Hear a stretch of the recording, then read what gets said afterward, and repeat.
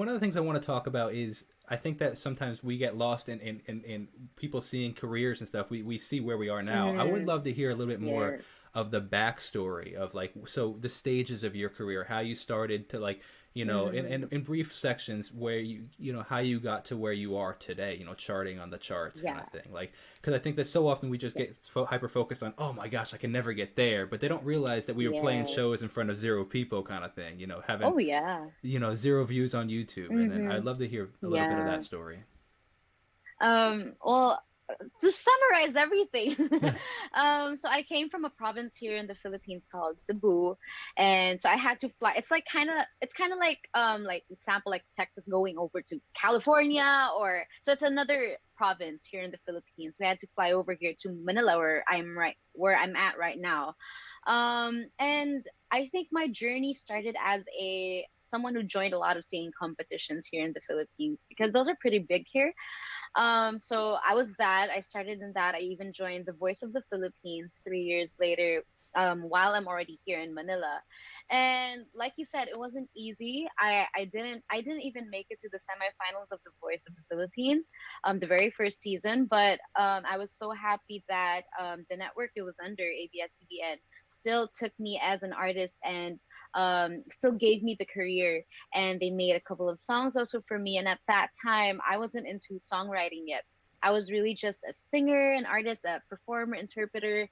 But and just throughout the years, I've learned being able to talk to different legends here as well, and even collaborating with different artists. And now that I'm celebrating my 10th year anniversary, which is kind of very timely that the pandemic happened, because it allowed for me to just think about what I wanted to do next. And well, my life before was really just traveling, doing shows everywhere. But then it came to the point that, of course, with the pandemic, there are no live shows. And so I needed to kind of maybe like expand or think about what else I could do, besides just depending on for whatever gig was thrown at Hmm. me.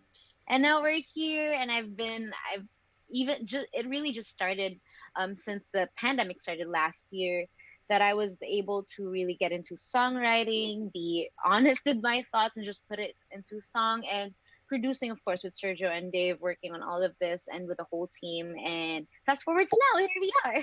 Yeah, it's amazing. And a couple of things I want to touch on that with, which we're going to totally Yes. talk about the songwriting, so everybody stay tuned for that. But there's so many questions I have about that.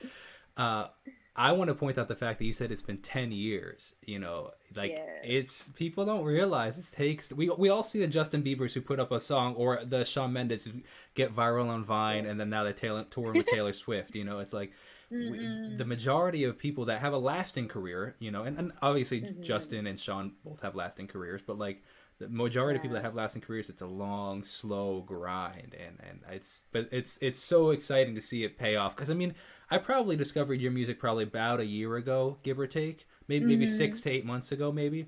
And it's Yeah. even cool, even in the relative time that I've discovered your music, to see the levels of growth that you've had. It's pretty remarkable. So congratulations Thank again. you.